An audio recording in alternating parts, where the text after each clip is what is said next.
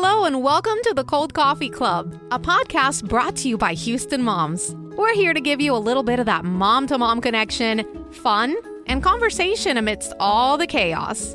Join us as we take a break from doing all the things and explore the wide spectrum of this crazy motherhood role. We'll interview fun guests, talk about cool grown-up topics, laugh, share, and grow together. So go ahead, reheat that coffee and put your feet up. Here we go. Hello. Welcome to the Cold Coffee Club. I'm Ashley. I am the project coordinator of Houston Moms, and we have Jenny. Tell us a little about yourself. Hi, I'm Jenny, social media director for Houston Moms. Yay. We're so excited to be here for episode 3 of the Cold Coffee Club, of this season of the Cold Coffee Club. So this week, we are going to dig into National Library Lovers Month. We're going to talk about some local libraries, some cool stuff that's going on there, and we cannot wait to get into it with y'all. So first off, we are going to just check in for today. Jenny, how are you? I am very good. I am cold. My house is cold all the time, but I would so much rather be cold than hot. I'm the opposite. Oh my gosh. Really? Oh, I am the opposite. I grew up in Denver where it's crazy cold and I just keep moving further south. So if you find me in Argentina someday, but with cold, when you're cold, you can always put on socks. You can always put on a sweatshirt. You can always put on a blanket. When you are hot, there's only so much you can do that is appropriate That's very true. But I prefer to be warm. I prefer sunshine on my skin constantly. I can't stand when my fingers and toes get cold. That is bad. I hate it. When you can't get warm, that is very frustrating. Yes. I will give you that. Yes. As everyone that survived the Houston freeze last year can attest to. That was pretty awful. That was very bad. I was more miserable than I could even put into words. I was so cold and grumpy about it. Bad. So let's dig into some fun stuff about the Houston library system.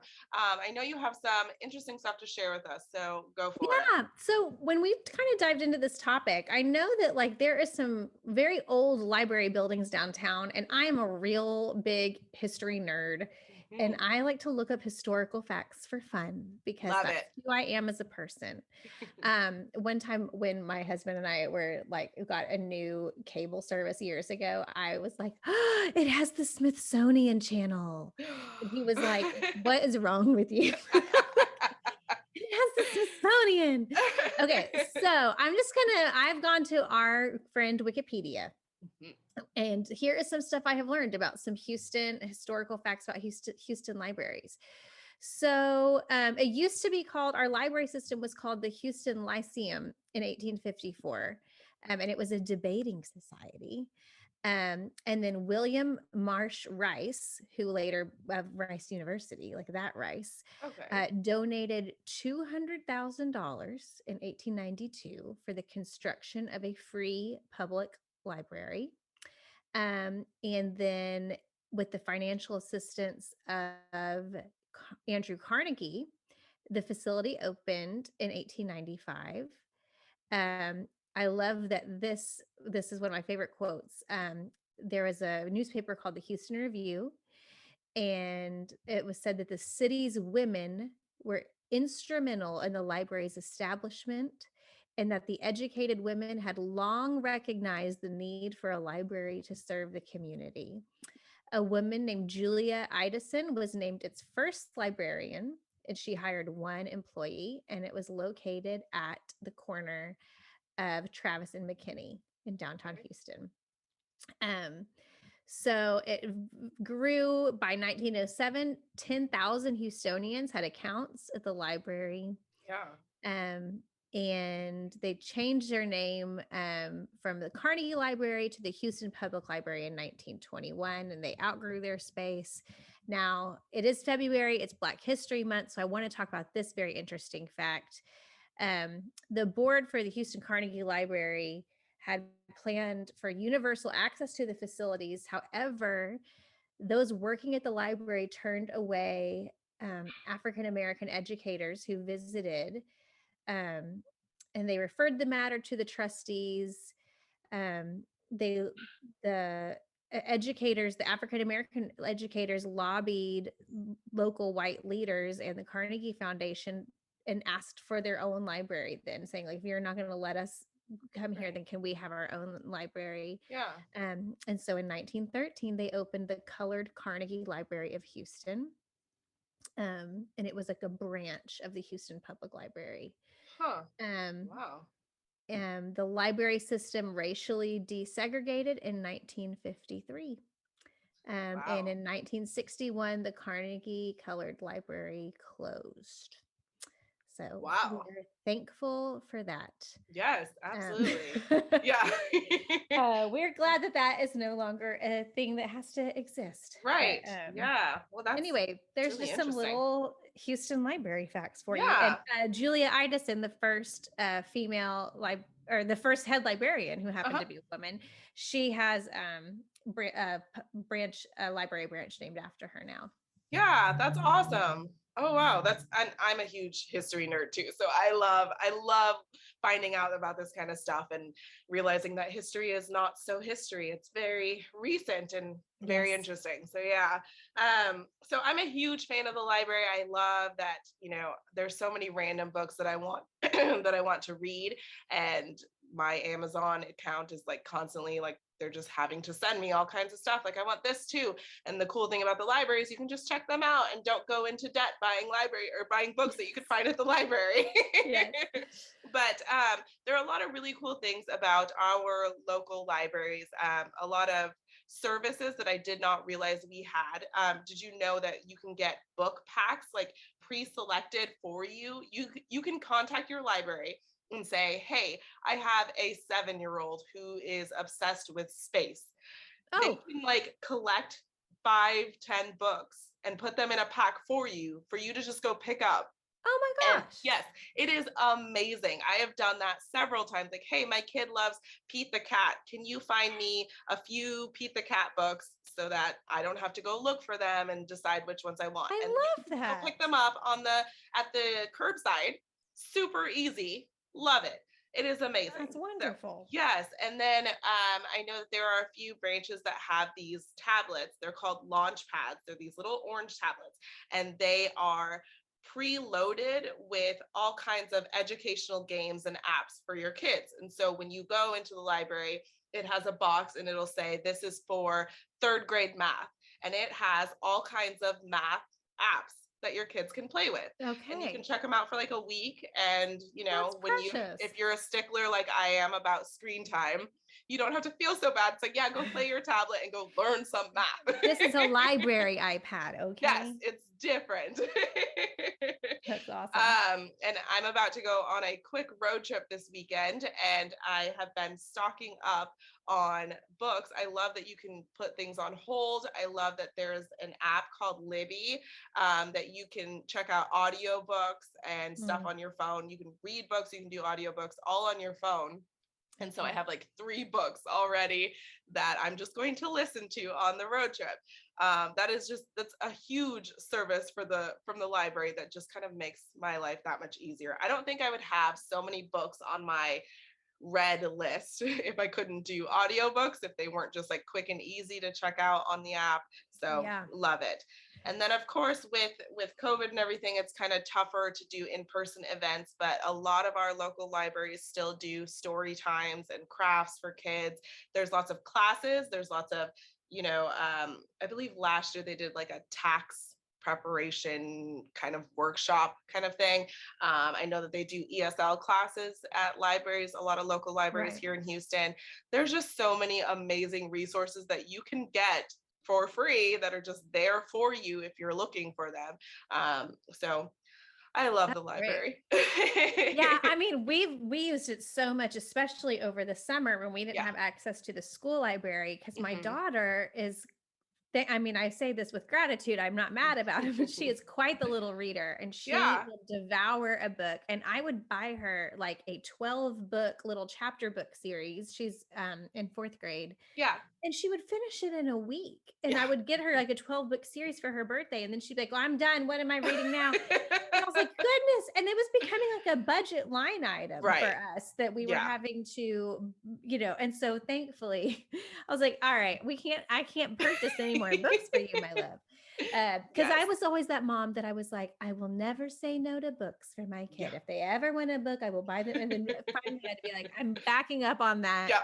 Yeah, absolutely. This is getting pricey. Yes. Did y'all do the summer reading program? We did. They loved that. They got The best. their little trophy and their little cup that changes colors. There's, Yes. all those little Love check-ins it. throughout the summer. So they loved it. Yes. That was really cute. Those programs are the absolute best. Love it. All right. So switching gears, we are ready to spill the tea for this week. So Jenny, spill some tea for us. Okay, so this is where we share our wins and our fails as moms this week. Something we've done really well at, and something that we have not. So I'm really excited about this, and she doesn't even know about it yet. So speaking of my daughter, she this weekend has her very first dance competition, and my daughter is she is precious, but her mind is going all the time and she gets a lot of anxiety. And it's one of the reasons that we're putting her in this is to help her kind of overcome some of this, but she is an overthinker. And I know that she's going to do great no matter what, but I also know that in the moments before, I can see that she might get a little nervous or just overthinking things. Yeah. And so I have been the last few weeks trying to think of a way that I can help her on the day of to not panic so much. And we have a lot of downtime where I'm doing her hair and doing her makeup. And I've noticed that it's during those moments that she starts to panic. So I was doing some research and I came up with this idea for these little encouragement stones. I found them, they're like recovery stones for people that are going through like addiction treatment and sobriety. But they're stones with words written on them. And I got her 5 of them. If you're watching us on YouTube, I'm holding one up. But I got 5 of them and they all say something different. And I just figured it's something she can hold in her hand and rub the words while she's just sitting there thinking. Yeah. One of them says, "You are ready." Another one says, "Don't doubt yourself." Another one says, "Get out of your head." One says, "Keep calm."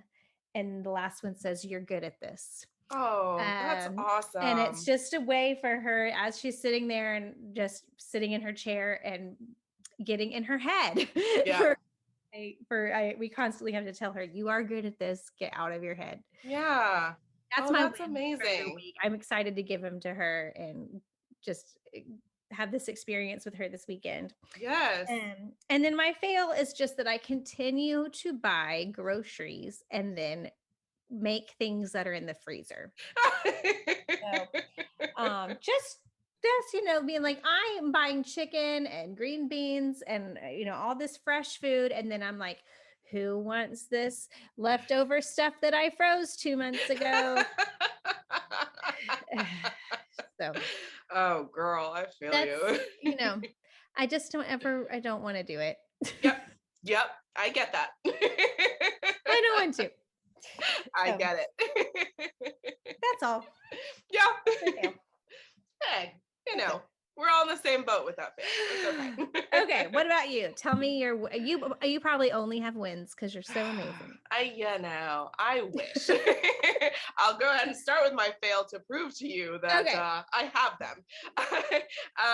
So I had a whole day planned out with my boys. I was just like, okay, we're going to get out of the house. We're going to do a bunch of things today. Like some errands, yes, but like lots of fun stuff. We're going to go downtown. We're going to run around town all day. We're going to go eventually end up at a trampoline park. We're going to go get tacos, blah, blah, blah. I load everyone into the car. We get downtown.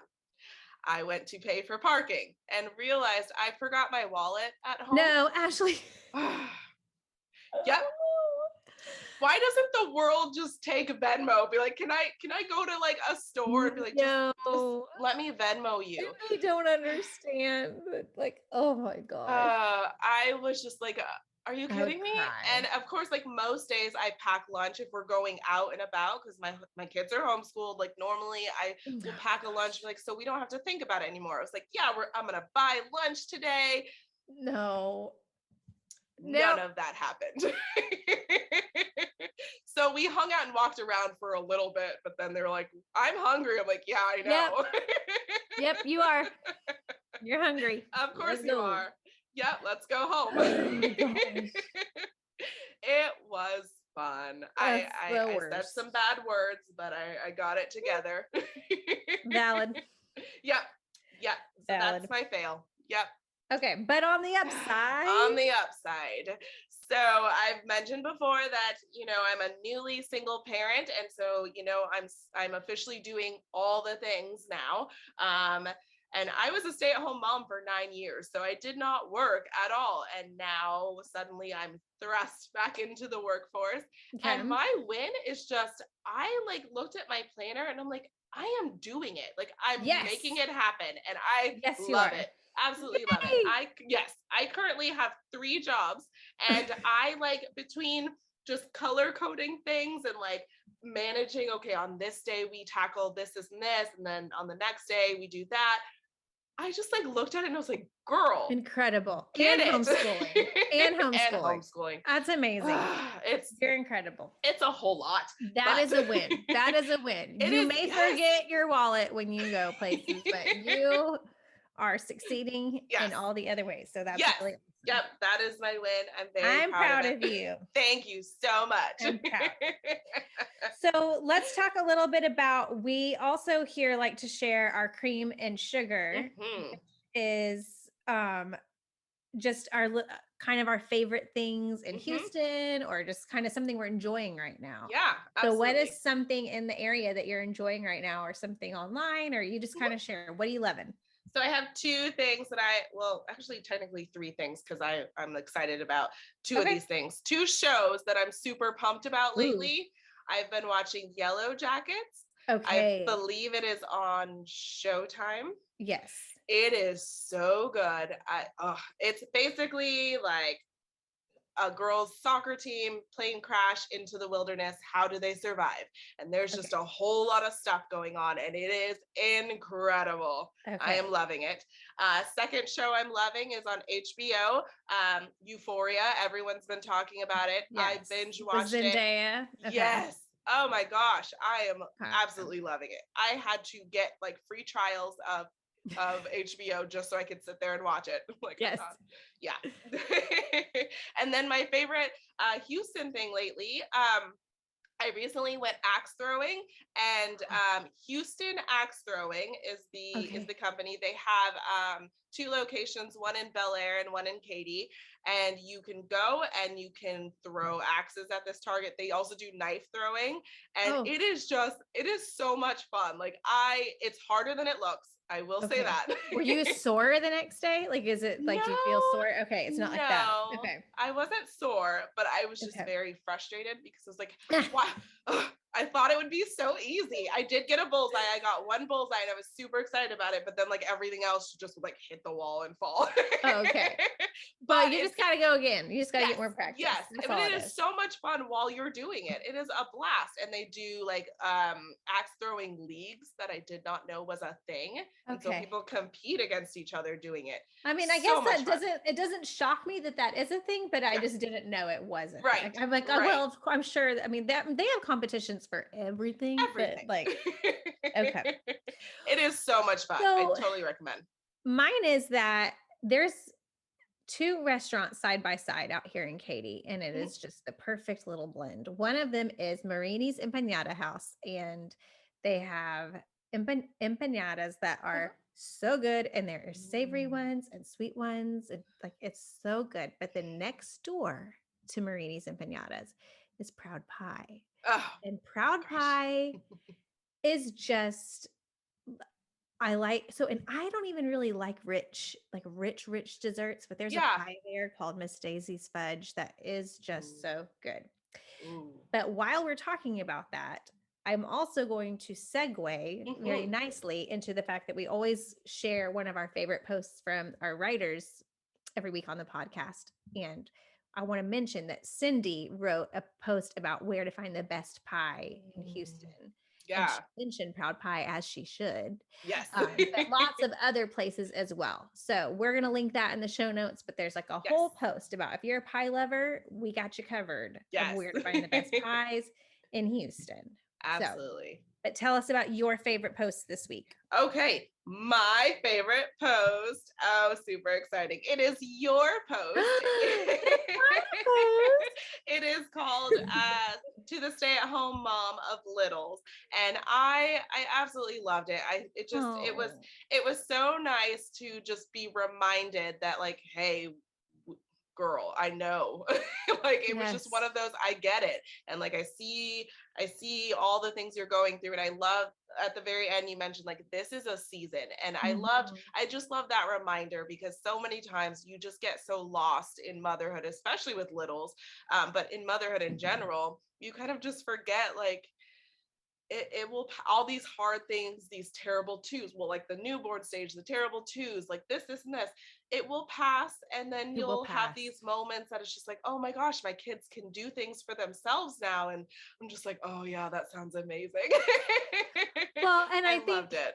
Thank you so much. Thank you for sharing, for picking my post, but also like, I think, sometimes people like get really sad about a chapter ending and a new one starting. And I totally understand that there's so much like bittersweet. I get that. But also, like, there is a lot of joy in that too, and a lot of joy in new seasons. And also just acknowledging and going, like, yeah, where you're at is hard. And it feels like it's never going to end, but one day it will. And let me tell you about it.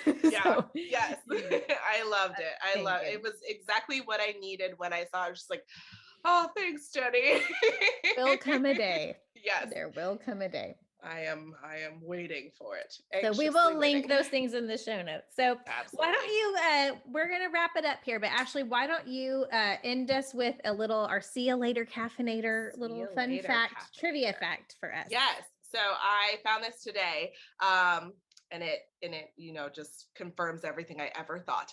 So it says, scientists believe that the hormones that flood the brain during pregnancy can lead to permanent alterations in mothers, similar to the hormones that contribute to adolescent brain development during like puberty and everything. And so I found this incredibly fascinating, because I know so many mothers, we notice that we're different after pregnancy, that it's just different. And you know, you and I were talking before we started, there were things that, like, foods that I hated before pregnancy. I hated mustard. Like, I hated the smell of it. I hated everything about it. I hated the color. Like, I hated it. And then during my pregnancies, I loved mustard, and now I still love mustard. And I'm like, what is something chemical, like something absolutely something is we're different. Not making it up. We're not we're not making things up. Something changes in you. It's so strange. And I still feel like, you know, during pregnancy you have like mommy brain and you put your keys in the fridge, blah blah blah. Mine is still here. And I'm like, it's not my fault, guys, my brain. Well, and they, like, when everyone's like pulling you in different directions, like your brain doesn't stay in one place for very long, because you're helping this person with this thing and this person with this thing and answering this question. And it's just, mommy brain is real. Yes, it is. It's just amazing how our bodies change with having children, how our minds clearly they change as well. So it's fascinating, the things we do for these little people. Well, thank you for that fact. We have been, you know, when you leave the Cold Coffee Club, you're leaving with historical facts. Yes. You're leaving with body facts. Yes. We're just like recommendations. You get all of it. You have pie. You know, you're welcome. It's all the things. All right, everybody. Y'all have a great morning. You've been listening to the Cold Coffee Club, brought to you by Houston Moms. We wish you a fabulous week with your families and look forward to sharing many more cups of cold coffee with you.